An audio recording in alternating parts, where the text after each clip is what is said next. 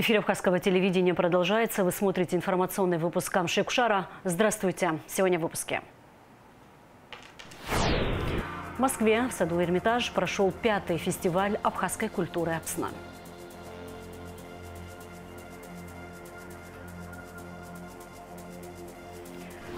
В селе Пску подходят к завершению строительные работы, связанные с укреплением здания ГЭС.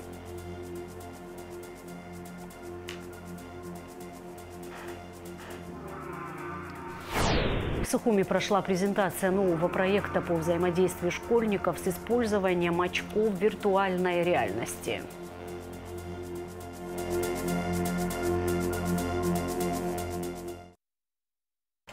Мы продолжаем рассказывать о победной наступательной операции абхазской армии 1993 года.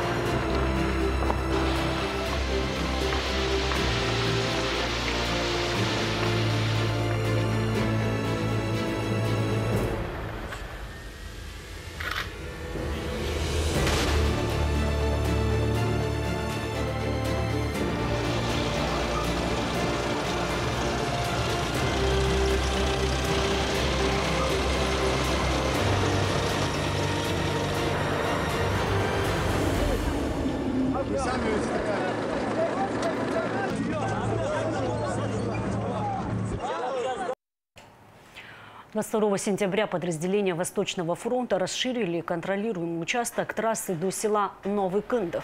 В зоне обстрела, в том числе посредством автоматического оружия, оказалась также воздушная трасса посадки самолетов Бабушарского аэродрома, через которую осуществлялась переброска живой силы из Грузии.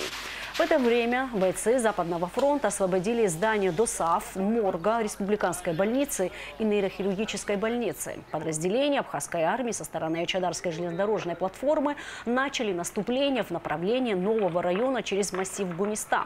Атакующие дошли до высотных домов, но понесли большие потери и ночью вынуждены были вернуться на старые позиции по правой стороне железной дороги.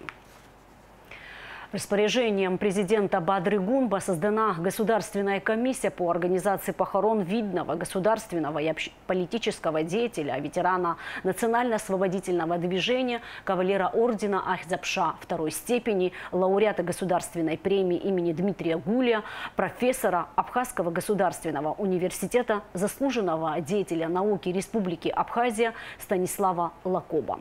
Возглавляет комиссию премьер-министр Владимир Делба. Парламент республики выражает глубокие соболезнования родным и близким Станислава Лакоба. Станислав Засимович был выдающейся личностью. С его именем связан большой период борьбы абхазского народа за свою свободу и независимость, государственного строительства Абхазии. Его безвременный уход из жизни – большая потеря для всех. Светлая память о Станиславе Лакоба навсегда останется в сердцах его родных, многочисленных друзей и коллег, говорится в соболезновании. Председатель Высшего совета ВААК Муса Экзеков выразил соболезнования родным и близким Станислава Лакоба в связи с его кончиной. Это редчайший подарок судьбы встретить того, чьи оценки и мнения будут служить для тебя ориентиром в жизни. Кто всегда скажет правду, поможет по-новому увидеть любой вопрос.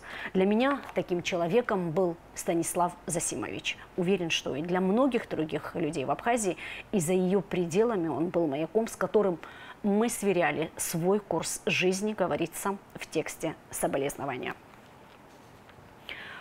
Супруга Станислава Лакоба находится в реанимации. Как сообщил министр здравоохранения Эдуард Будба, состояние остается стабильно тяжелым. По поручению президента Бадры Гунба при необходимости ее переведут на лечение в медицинское учреждение России. 2 года назад Станислав Лакоба отметил свое 70-летие. Историк, литератор, общественный политический деятель Абхазии был полон сил и планов. Активно занимался педагогической деятельностью. Тогда в честь 70-летия Станислава Лакоба в Абиги была организована научная конференция. Предлагаем вашему вниманию репортаж из архива Абхазского телевидения. Историк, филолог, литератор, общественный и политический деятель – все это разные грани одного человека – Станислава Лакоба. Свою научную и политическую деятельность он в одинаковой мере посвятил Абхазии. Пером, словом и делом отстаивая интересы абхазского народа и его государственность. Что я начинал как историк, как археолог. И, в общем-то, остался в этой области, как я себя понимал и представлял, это было так. Даже когда то, что вы говорите, была политика, то, извините меня, тогда в руководстве тоже практически одни историки. А вообще, что меня выдвинули в депутат, я на второй или третий день узнал, я даже не знал об этом. То есть какой-то вот такой заинтересованности, чтобы я куда-то нацеленно шел, конечно, не было. Но принимал участие в форуме, да, и принимал участие в основном вот в полемические статьи на исторические темы. Очень многие были тогда мною написаны вот в ответ на всякие публикации в Грузии. Я был в самое сложное время, потом ушел вместе со всем парламентом, когда кончился первый срок. Научные труды, написанные Станиславом Лакоба, очень ценны. Это книги, монографии, учебники, статьи, посвященные истории, политике и культуре нашей страны и народов Кавказа. Многие из них пролили свет на исторические эпизоды Абхазии, которые пытались скрыть или исказить враги республики. В последнее время, знаете, у нас что пошло? Чем толще книга, тем почему-то считают, что это очень значительно. На самом деле, в принципе, даже небольшая статья, она может о многом, понимаете, сказать.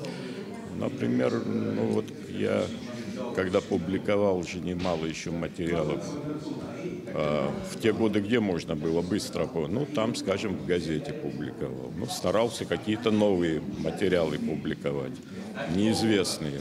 Они остались. Во многих журналах публиковался тогда. Так что, где-то, я думаю, более 150 работ в общей сложности. В честь 70-летия Станислава Лакоба в Абиги была организована научная конференция под названием «Славный юбилей ученого и поэта». Она объединила коллег и друзей Станислава Зосимовича. Слава родился в день Советской армии. И он, как и многие другие, защищал свою родину не с автоматом в руках, а более серьезным оружием. Своим интеллектом недавно мы издали «Историю Абхазии», в которой 27 лекций по истории Абхазии, естественно, лекция профессора Лакоба. Поздравления депутатов парламента и спикера Лаши Ашуба зачитал руководитель аппарата Народного собрания Вадим Бжания. Вы человек с активной гражданской позицией, патриот, преданный избранному делу, умеющий отстаивать интересы государства, стоите в ряду авторитетных политиков нашей республики и являетесь знаковой для страны личностью. Присущий вам масштабный уровень мышления, профессионализм, целеустремленность в научной, общественной и политической деятельности снискали вам заслуженное уважение не только на родине, но и за ее пределами. Исследовательская работа в Японии, чтение лекций в университетах Токио и Великобритании, участие в международных конференциях и переговорах. Биография Станислава Лакоба богата и разнообразна. Во всем мне хочется дойти до самой сути. В работе, в поисках пути, в сердечной смуте. И если к этим славным словам добавить еще и восточную мудрость, что у каждого своя правда, но истина всегда одна, то все сказанное с лихвой можно отнести к славе Лакоба. Еще одна грань личности Станислава Лакоба – литературно-поэтическая. Он член Союза писателей, лауреат премии имени Гулия. Одна из книг, которая по-особенному ему дорога – «Крылились дни в Сухум-Кале». Одна из лучших книг Станислава Лакоба «Крылились дни в Сухум-Кале» стала своеобразной культурно-познавательной энциклопедией, открывающей малоизвестные страницы абхазо-русских творческих взаимосвязей. Я частенько заглядываю в нее, чтобы еще раз мысленно перенестись в диковинно-созидательную эпоху Сухумского Ренессанса. 20-е и 30-е годы 20 века. Сегодня Станислав Лакоба продолжает трудиться на поприще науки. Своими знаниями щедро делится со студентами. Мы работаем с архивами, с материалами некоторыми, связанными с, кстати, Нестором Лакоба, с музеем. Вот. В ближайшей перспективе, конечно, хотелось бы, чтобы этот музей, который сегодня восстанавливается, чтобы мы как бы добрались до его открытия. Станислав Лакоба именно тот, кому удалось максимально использовать свои знания и интеллект во благо Родины. В свои 70 лет он полон сил и творческих планов. Исмагуланзе, Нарсоу Цулукия, Абхазское телевидение. Первый самолет Ан-2 вылетел в Псху, ознаменовав открытие авиасообщения с высокогорным селом. На борту рейса 11 пассажиров, в том числе и наша съемочная группа. Репортаж Шазины Ханагуа.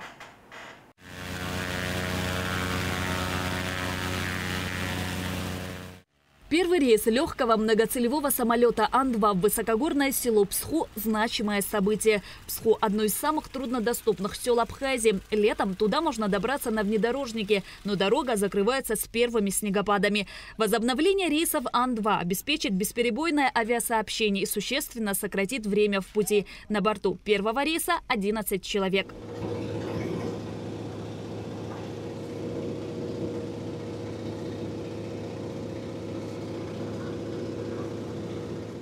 Время в пути на Ан-2 до Псху составляет 25 минут. Полетов сюда не было 6 месяцев. Президент Абхазии Бадра Гунба на встрече с жителями Псху 13 июля поручил восстановить регулярное авиасообщение с селом и пообещал, что вопрос будет решен до сентября текущего года. Для бесперебойной работы маршрута Бадра Гунба распорядился отремонтировать 2 самолета Ан-2, отметив при этом, что государство изыщет для этого средства.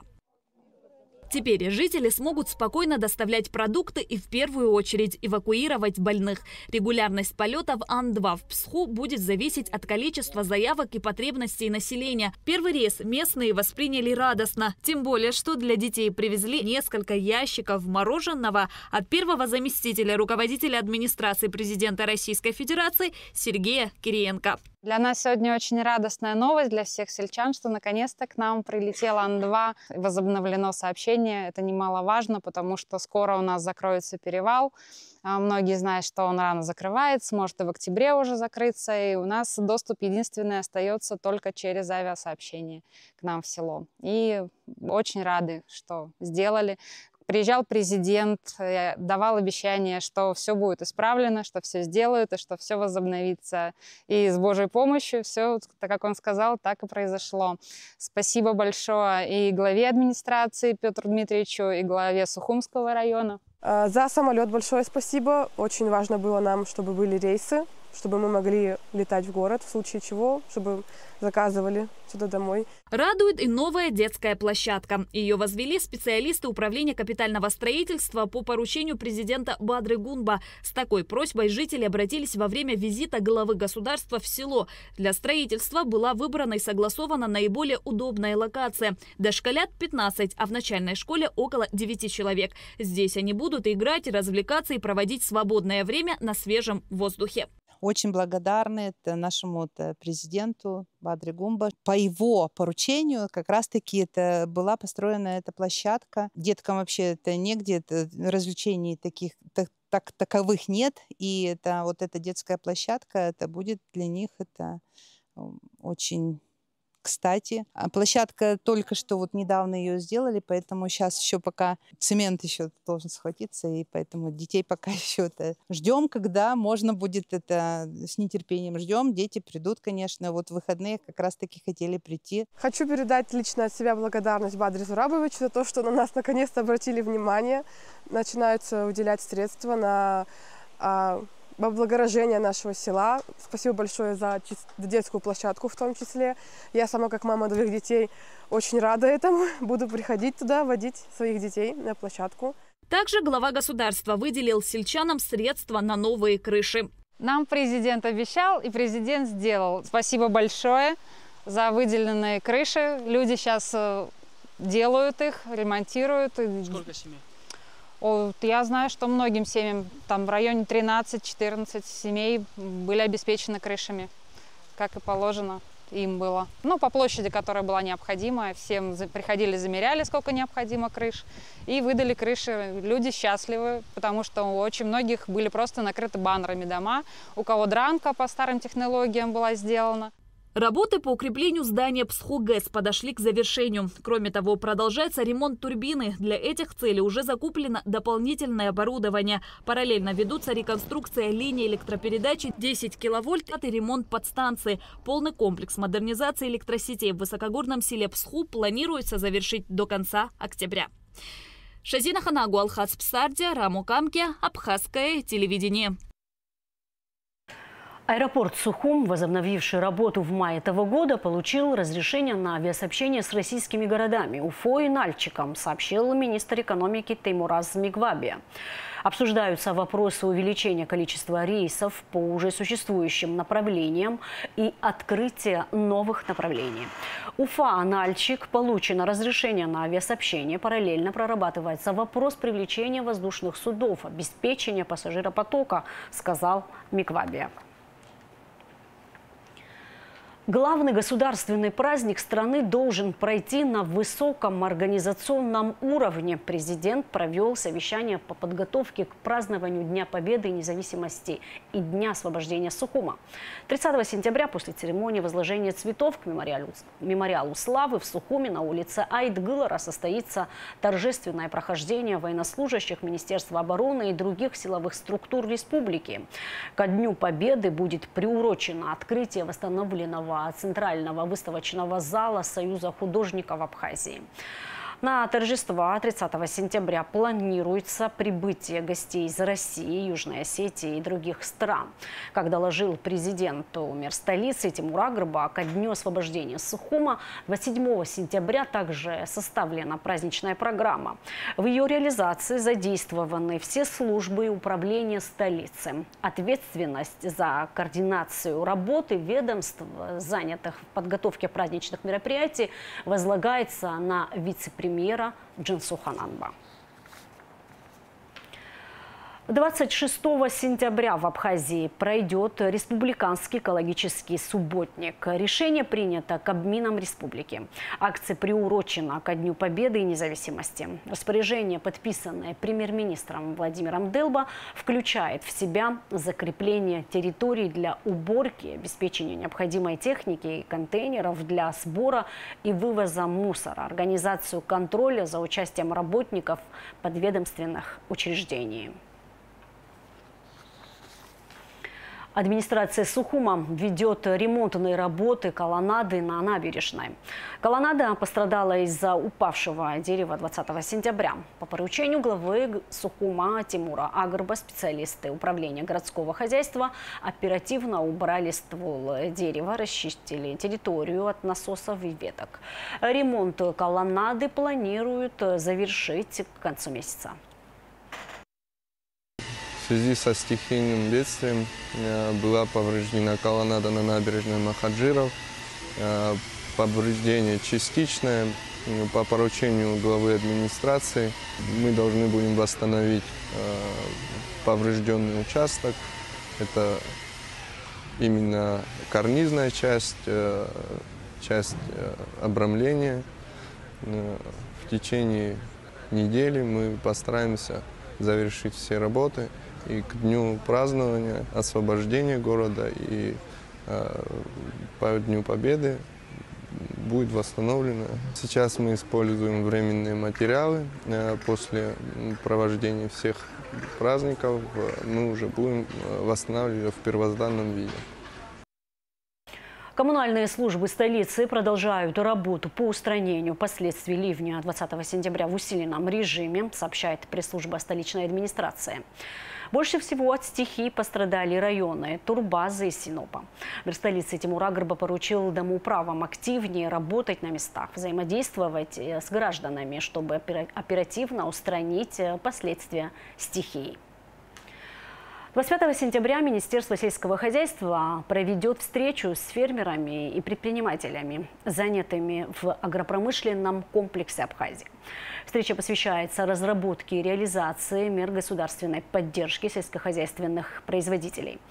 Ее участники смогут получить ответы на актуальные вопросы, связанные с развитием агробизнеса в республике, сообщает пресс-служба Минсельхоза.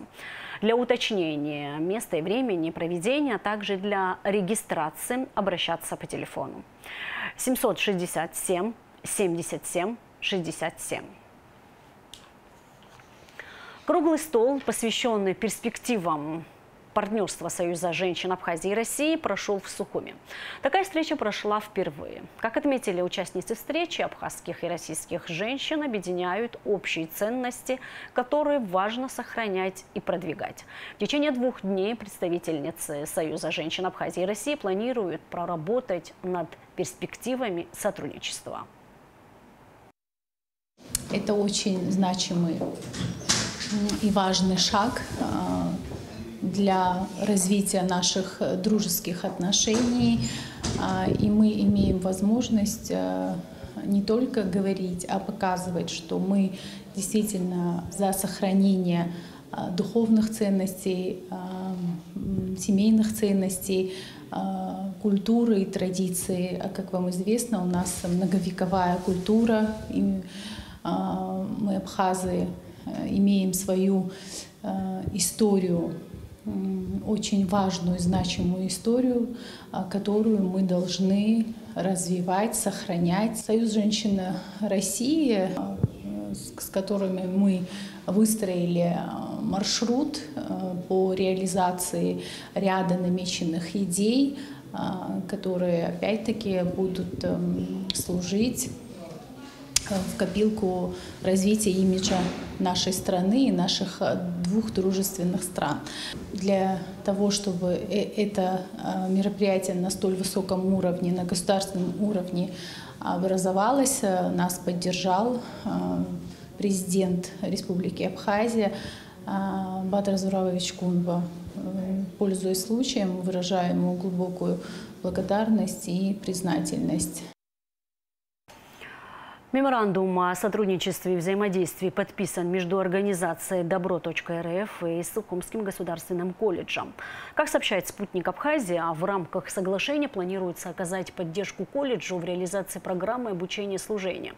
Кроме того, по запросу колледжа будут проводиться образовательные лекции, мастер-классы и курсы для волонтерского движения.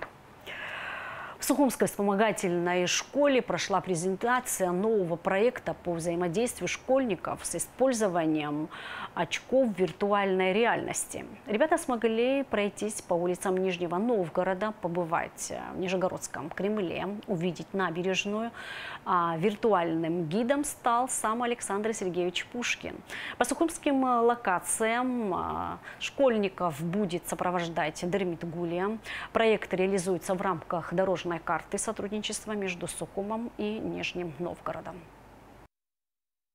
Собирали кропотливо материал про Нижний Новгород и про Сухум. Все для того, чтобы уроки сделать более интересными, чтобы дети могли узнавать не только про культуру, историю своего города, а еще узнать об истории другого города, города-побратима. Тем самым мы закладываем фундамент для будущих проектов совместных этих детей, да? Потому что мы видим, как у них глаза горят, когда они смотрят вот эти материалы, и они думают, как же здорово, как я хочу приехать, как я хочу делать что-то вместе с теми детьми. Вот все делается, по сути, для этого. 5-й фестиваль абхазской культуры «Апсне» прошел в саду Эрмитаж в Москве в минувшие выходные.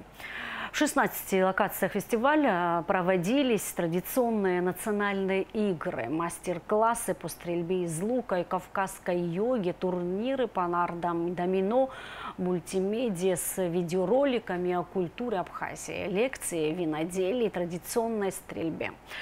Также была организована обширная концертная программа фестиваля, и о том, какие впечатления он оставил москвичей, в материале Ирины Аршба.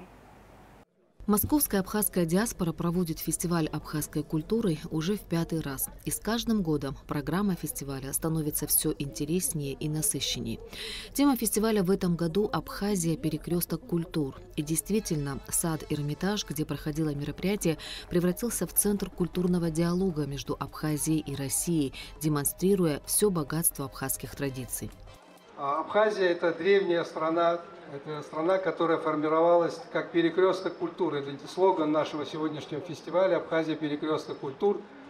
Тогда, когда еще с самых древнейших времен древние греки, римляне, потом османская культура влияние. И, конечно, последние 150-200 лет это мы живем вместе, вместе с российской культурой, советской культурой, которой мы жили в одной стране. Абхазия очень гостеприимная и такая страна, которая очень умеет дружить, очень умеет радостно принимать гостей.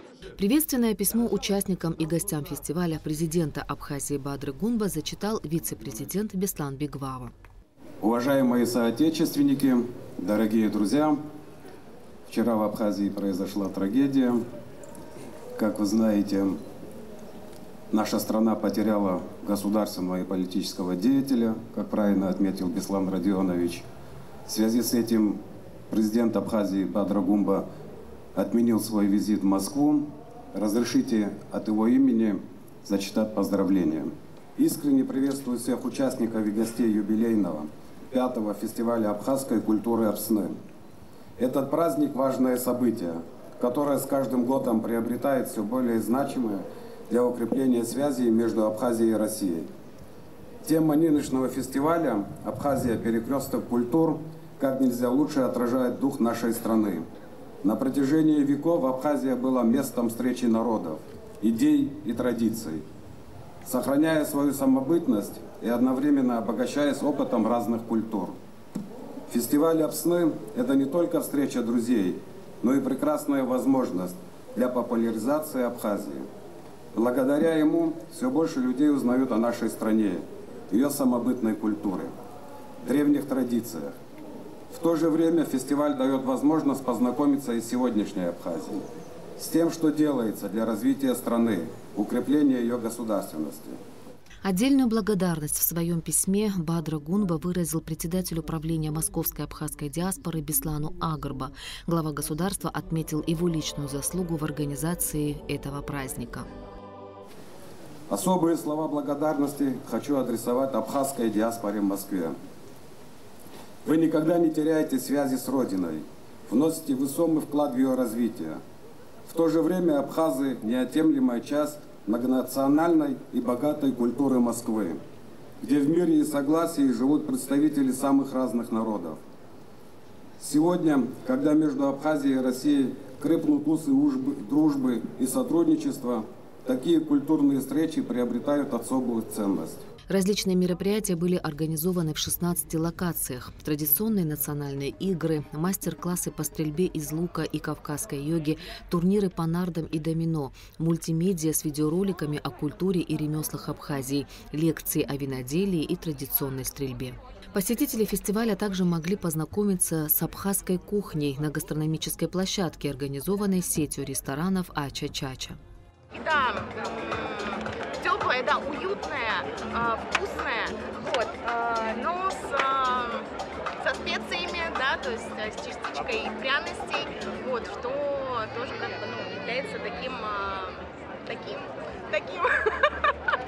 таким отражением, да, вкусных теплой Абхазской. Ой, сегодня здесь прямо вручную, прям при нас лепят пироги, хинкали. И сегодня мы пробовали пироги с сыром, с мясом, очень вкусно.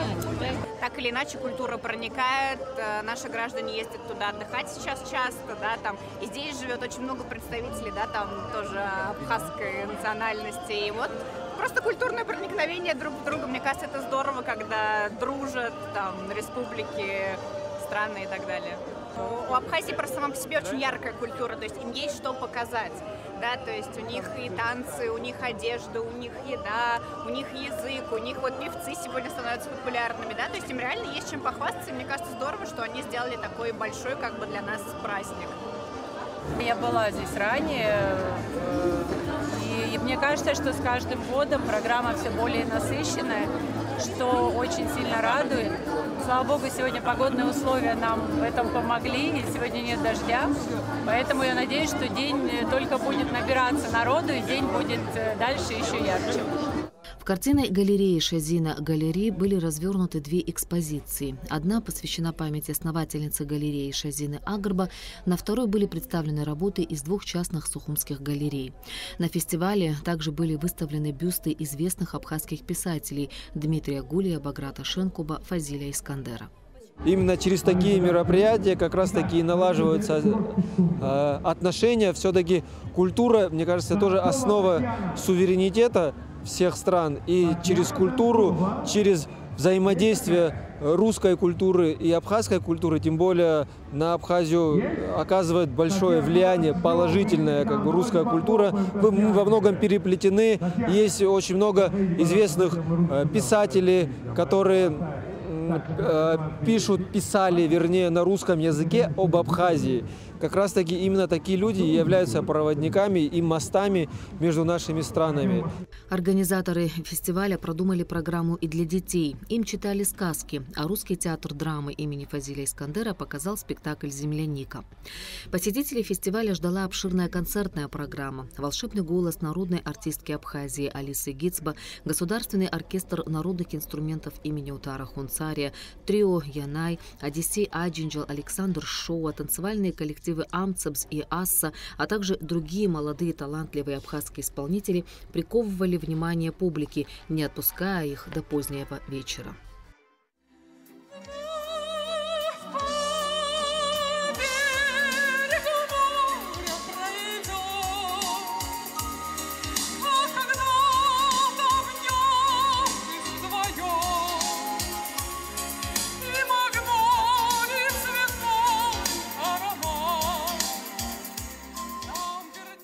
Музыка – это язык, который не нуждается в переводе.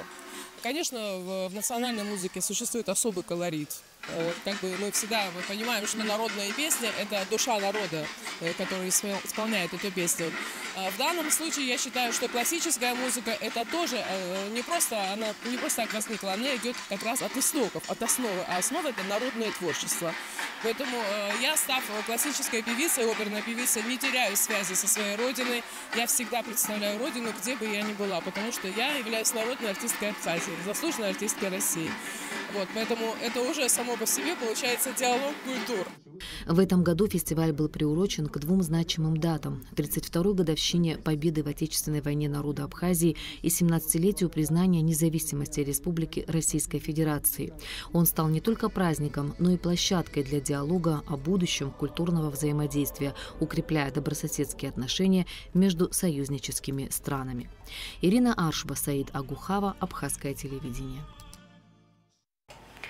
Абхазский государственный драматический театр объявляет о наборе абитуриентов для целевого обучения в театральный вуз России по специальности «Актер театра и кино».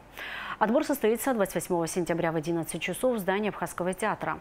Знание абхазского языка обязательно. Все подробности об условиях отбора можно узнать по телефонам 775 63 63 991 и 93 00. А сейчас расскажем о погоде в ближайшие сутки. Во вторник, 23 сентября, в Абхазии ожидается преимущественно ясная погода без осадков. Температура воздуха ночью плюс 11-16, днем плюс 22-27 градусов. Температура морской воды плюс 23.